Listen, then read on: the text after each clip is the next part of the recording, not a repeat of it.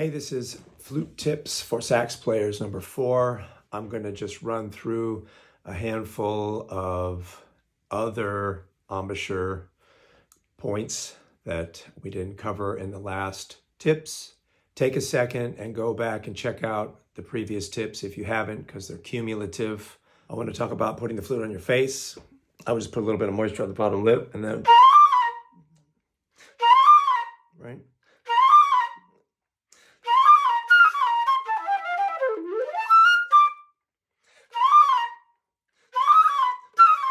Be able to put that flute right there, boom, and have it be speaking perfectly. Once you have the flute on your face, you want to be able to see about half the tone hole.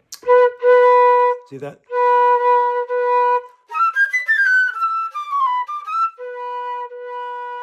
If you see just a tiny bit, you're probably choking off the sound too much. If you see an enormous amount of the tone hole, you're probably going to have a thin, airy sound because it's not going to be focused. This next one's huge, and it goes into the last point that I made on the last tip, which was not too much pressure and tension. In this case, what I'm talking about is putting the flute on your face here.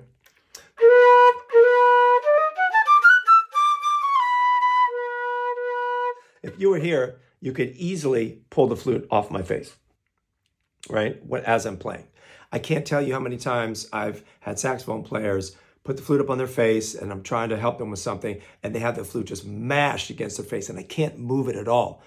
That just deadens vibration. Again, it just kills the sound. So gently,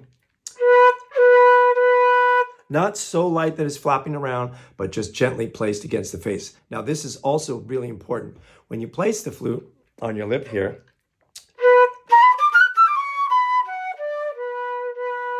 the bottom lip is going to be compressed a little bit, okay? So you want to have the top lip and the bottom lip pretty much parallel with one another. So you have to compensate by bringing the jaw forward a little bit. Never go against the family. You have to do that because the bottom lip is compressed slightly, okay? Like that. Otherwise,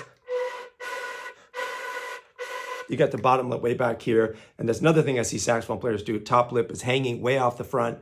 They never have any flexibility and never have the ability to play through the different registers of the instrument, okay? So bring the jaw forward a little bit. So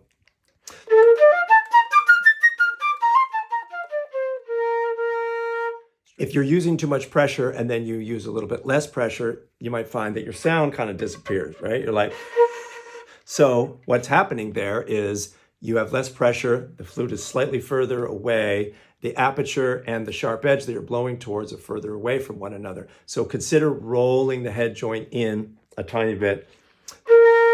So,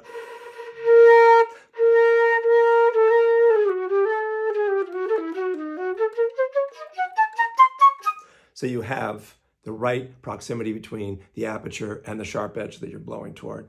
You can't really get to the level you want as a flute player without a great, thorough, extensive warm-up. Feel free to reach out to me. I can get you set up on a great warm-up. We can jump on a lesson and work out any problems that you're having.